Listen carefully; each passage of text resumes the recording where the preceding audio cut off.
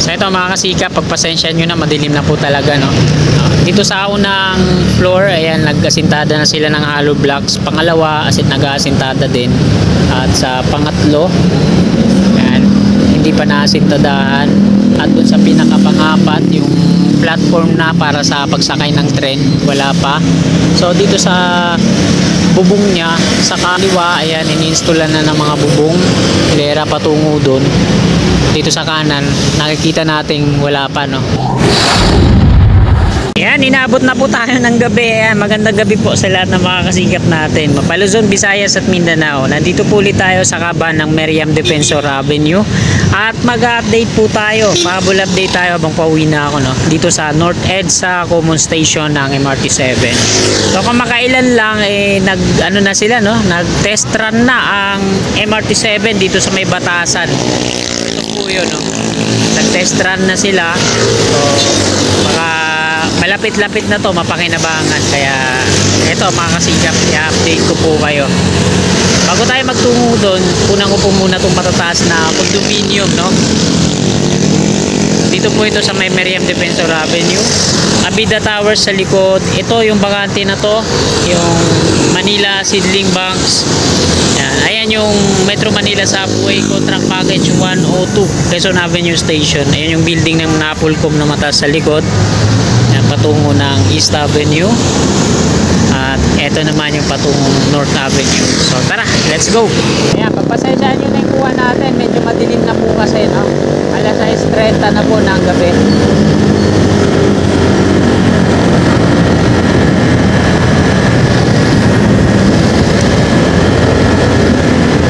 Shoutout po sa lahat ng mga kasikap natin, mga galing po sa trabaho nila, pauwi na, kagaya ko. Ayan, mag-ingat po tayo. Grabe yung ulan kanina, biglang buhos ng napakalakas na ulan, tapos ang lakas pa ng hangin. Pero okay naman, para mamayang gabi malamig na yung panahon para matulog, para makapagpahinga na tayo ng hindi malisangan at mainit. Lalo na kami, wala kaming aircon, kulog pa yung bahay namin. Siyempre, ganun talaga, hirap lang. Sa may stoplight na yan, ayan na po yung North Avenue. Pakanan, patungo dito sa QMC, Quezon Memorial Circle, MRT7. At ito naman yung North Avenue, patungo dito sa EDSA. Dito sa North EDSA Common Station. So yun, nakahabol po tayo. Meron pa tayong 20 seconds. Nasa North Avenue na po tayo. So, ito yung mga patungo ng EDSA, hindi makakadiretso dyan sa may intersection. Ang ginawa nila, nagkaroon sila ng alternate route, no? Para di magsabay-sabay at magka-traffic lagi dito. Kakanan muna tayo dito, Mindanao Avenue. Madadaanan natin yung North Avenue ng Metro Manila Subway Contract Package 101. Yan. Bali yung 101, apat pala to, no? Yung Valenzuela, tapos Quirino Highway, Tandang Sora, at itong North Avenue, Package 101 ng Metro Manila Subway.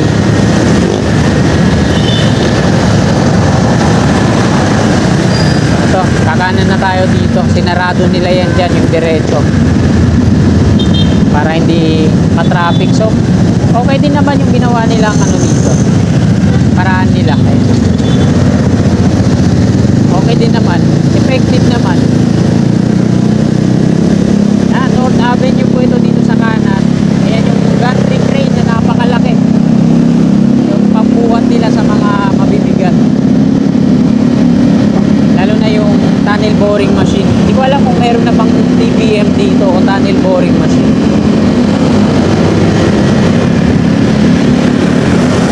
Medyo madilim na kasi. Sa mga dumadaan dito sa North Avenue, dito ang U-turn slot niya sa unahan. Ayan.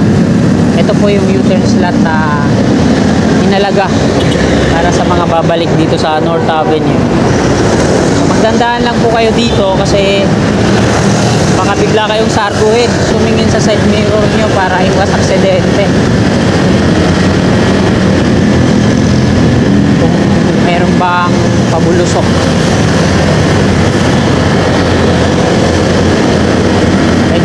maliwalas sa ngayon.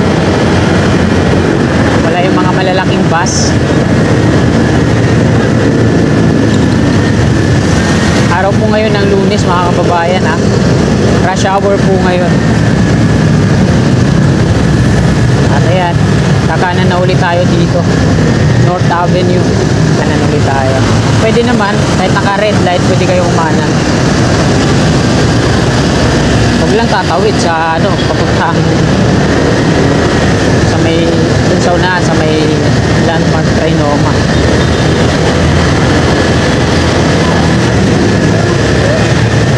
Dito na tayo sa may North EDSA Common Station. Kwentuhan muna natin saglit.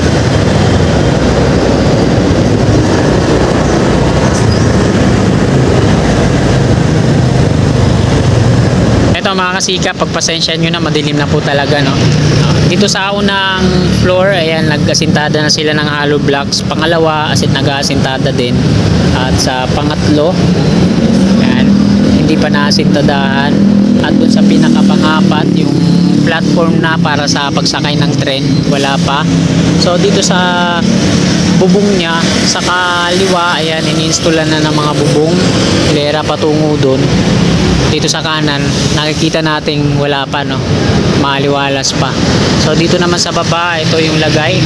Sa gitna, ang daming mga steel girder na naka-hilera patungo yan dun sa unahan. Landmark Trinoma. So yan yung elevated walkway, oh. Sa mga ano pala ito, mga steel frame structure. So ang gumagawa dito ay ATAD. Gumagawa sa Quirino Avenue, yung on-ramp to South along Osmeña, ATAD din, no? Isang company lang sa gumagawa dito. Ayan mga kasikap, nakuna na po natin dito. Dako na tayo dun sa may EDSA.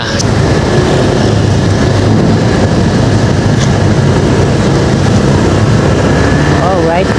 Dito sa baba, nauna nilang installan to ng mga steel deck platform. Ayan.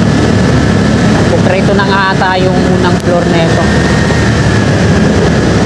Yung slab nya. Ayan. Merong tawiran po dito. Patungo dyan sa terminal. Mga jeep. At mga UB Express.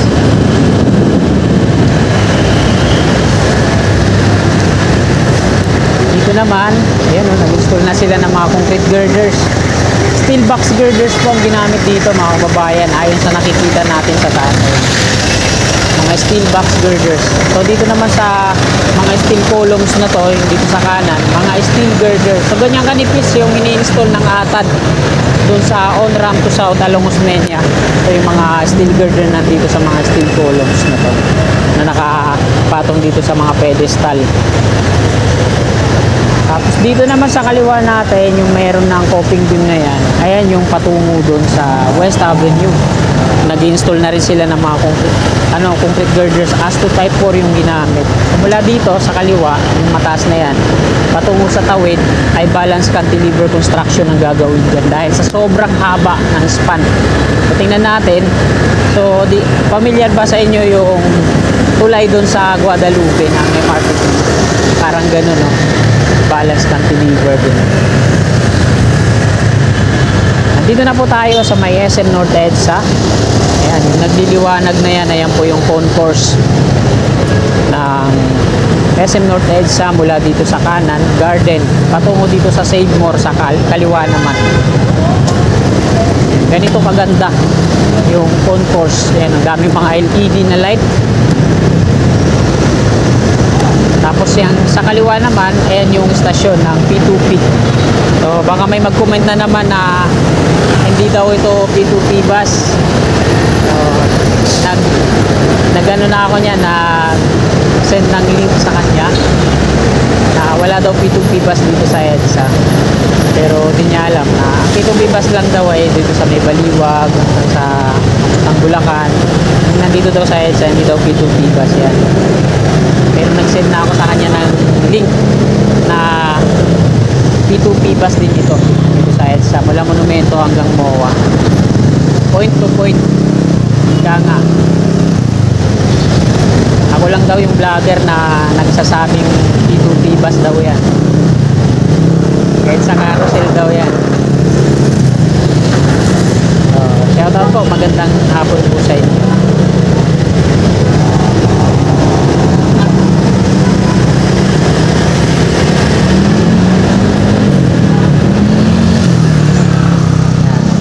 yung nasa taas natin. Ito naman yung mga steel box portal pier column. Bali to dito, no? Nandito sa harapan ng SM Annex. Ito naman yung mga steel box girders. So kaparehas na ito yung ini-install dun sa may dun sa likod. Ito yung North EDSA Common Station, yung viaduct niya patungo dito.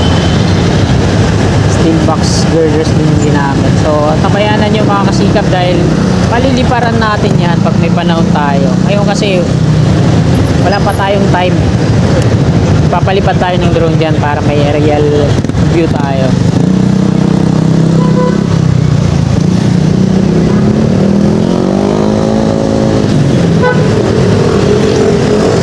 Ayan, nandito na tayo sa dulo. Kasi Manex na po ito. At hanggang dito na lang po itong video na to. Magandang gabi po sa lahat. Sana huwag nyo kalimutan mag-like at pa-subscribe na rin po. Magandang gabi. God bless po.